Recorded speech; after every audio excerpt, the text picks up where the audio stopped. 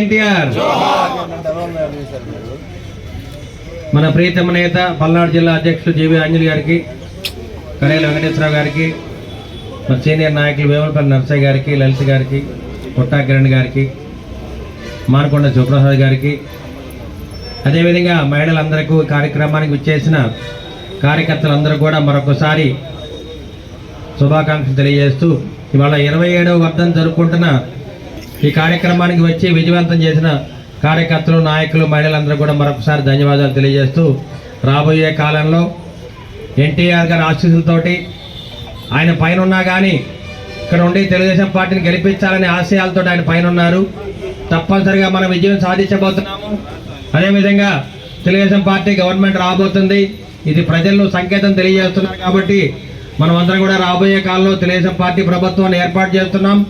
కాబోయే ముఖ్యమంత్రి నారా చంద్రబాబు నాయుడు గారు అదేవిధంగా నరసరావుపేట గడ్డ మీద తెలుగుదేశం పార్టీ జెండా ఎగరేయడానికి సిద్ధంగా ఉన్న మీ చంద్రబాబు అరవింద్ బాబు అందరం కూడా కలిసికట్టుగా చేయి గెలిపి ఈ కార్యక్రమాన్ని ముందుకు తీసుకెళ్లి మళ్ళీ రాష్ట్రాన్ని విజయపథం నడిపించడానికి, అదేవిధంగా తెలుగుదేశం పార్టీ గవర్నమెంట్ తీసుకొచ్చి ఇది ఒక కానుక ఎన్టీఆర్ గారికి ఇవ్వాలని చెప్పి కోరుకుంటూ మీ అందరూ కూడా మరొకసారి నమస్కారాలు తెలియజేస్తున్నాను.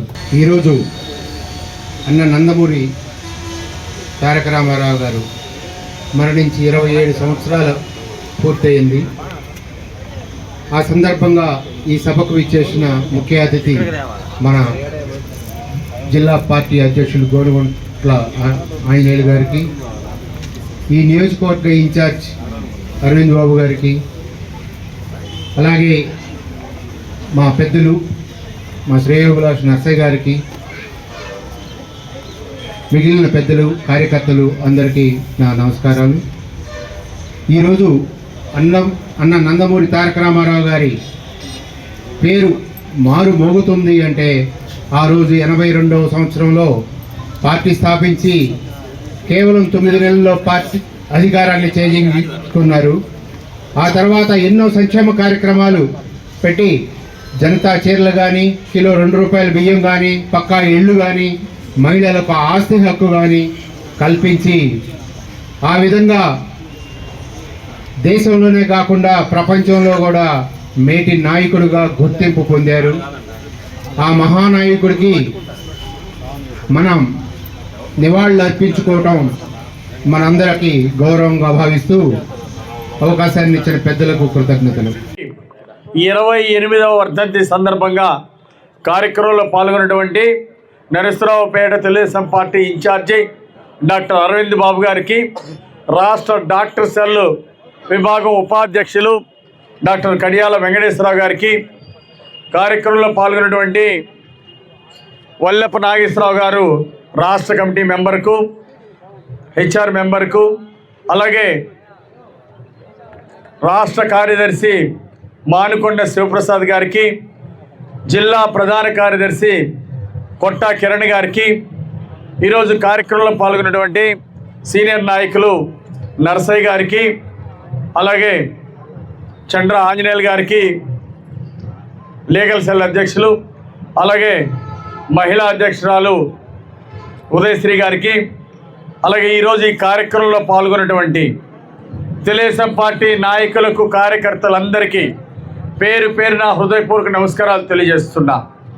అన్న ఎన్టీ రామారావు గారి వర్ధంతి కార్యక్రమాన్ని ఈరోజు దేశ విదేశాల్లో కూడా ఈ కార్యక్రమాన్ని ఎంతో ఘనంగా చేస్తున్నారు. ఈరోజు పల్నాడు జిల్లా తెలుగుదేశం పార్టీ కార్యాలయంలో అన్న ఎన్టీ రామారావు గారి 28వ వర్ధంతి కార్యక్రమాన్ని ఎంతో ఘనంగా నిర్వహించడం జరిగింది. అన్న ఎన్టీఆర్కి ఘనమైన నివాళులు అర్పిస్తూ ఉన్నాము, జోహార్లు అర్పిస్తూ ఉన్నాము.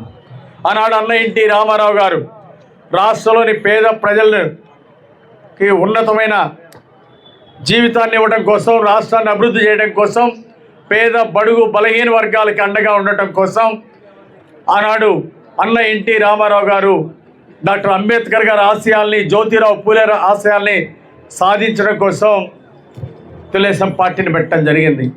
అన్న ఎన్టీ రామారావు గారు వచ్చిన తర్వాతనే సామాజిక న్యాయం జరిగింది. బీసీలకు రిజర్వేషన్లు ఇచ్చారు, ఎస్సీలకి ప్రాధాన్యత పెంచారు, అలాగే వెనుకబడిన కులాలకి, వెనుకబడినటువంటి తరగతులకి, బీసీ, ఎస్సీ, ఎస్టీ, ముస్లిం మైనార్టీలకు సంక్షేమ పథకాలు అందించినటువంటి నాయకుడు అన్న ఎన్టీ రామారావు గారు. అలాగే మహిళలకి ఆస్తి హక్కు ఇచ్చినటువంటి ఘనత భారతదేశంలో అన్న ఎన్టీ రామారావు గారి దక్కింది. అన్న ఎన్టీఆర్ పేదలవాడు గుడిసెలో ఉండేది కాదు, పేదవాడు పక్కా శాశ్వత గృహ నిర్మాణంలో ఉండాలని శాశ్వత గృహ నిర్మాణానికి శ్రీకారం చుట్టినటువంటి మొట్టమొదటి ముఖ్యమంత్రి మరి ఆనాడు అన్న ఎన్టీ రామారావు గారు. ఎన్టీఆర్ అంటే ఆ రోజు బీసీలకు ప్రత్యేక రిజర్వేషన్లు ఇచ్చి వారిని భాగస్వామ్యం కల్పించారు. ఎస్సీలకి మంత్రులు ఇచ్చి ఎస్సీ ఎస్టీలకి ముస్లిం మైనారిటీలని అందరినీ రాజకీయాల్లో ప్రాధాన్యత ఇచ్చి సామాజిక న్యాయం చేసినటువంటి మహానుభావుడు అన్న ఎన్టీ రామారావు గారు. ఆయన స్ఫూర్తిని ఈరోజు మనం ముందుకు తీసుకెళ్ళాలి. ఈరోజు జగన్మోహన్ రెడ్డి పాలన వచ్చిన తర్వాత బీసీలకు 10% రిజర్వేషన్లు తగ్గించారు. ఎస్సీల మీద దాడులు, ముస్లిం మైనారిటీల మీద దాడులు, ఎస్టీల మీద దాడులు, అనేక మందిని హతమార్చినటువంటి విషయం మీ అందరూ చూస్తున్నాం. అందుకే ఈరోజు సంక్షేమ పథకాలు వెనుకబడిన కులాలకు, వెనుకబడిన తెగలకు ఎక్కడ కూడా అందట్లేదు. మైనార్టీ కార్పొరేషన్ లోన్లు తీసేయడం, బీసీ ఎస్సీ ఎస్టీ కార్పొరేషన్లు నిధులు ఇవ్వకపోవటం, ఆ విధంగా తీరని అన్యాయం చేశాడు జగన్మోహన్ రెడ్డి ఈ ప్రభుత్వంలో. అందుకే మళ్ళీ సామాజిక న్యాయం కోసం ఎదురు చూస్తూ ఉన్నారు ప్రజానీకం.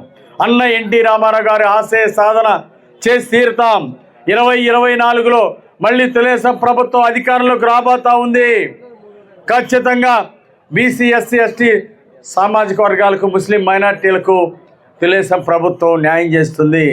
జనసేన తెలుగుదేశం సంయుక్త ప్రభుత్వం ఏర్పాటు చేయనున్నాం 2024లో. ఈరోజు ఈ జగన్మోహన్ రెడ్డి పాలనలో జరిగిన అరాచకాలకి చరమగీతం పాడే రోజులు దగ్గర పడ్డాయి. ఈరోజు ఈ పాలనలో పేదలకు అన్యాయం జరిగింది, అవినీతి పెరిగిపోయింది, లక్షల కోట్ల సంపద జగన్మోహన్ రెడ్డి జేబుల్లోకి వెళ్ళి మంత్రులు దోచుకున్నారు, వైసీపీ ఎమ్మెల్యేలు దోచుకున్నారు. ప్రజా సంపదని దోచుకున్నటువంటి వాళ్ళకి ప్రజలు గుణపాఠం చెప్పడానికి సిద్ధంగా ఉన్నారు. రానున్న కాలంలో మళ్ళీ సంక్షేమ పథకాలు అమలు చేస్తాం, పేదలకు అండగా ఉంటాం.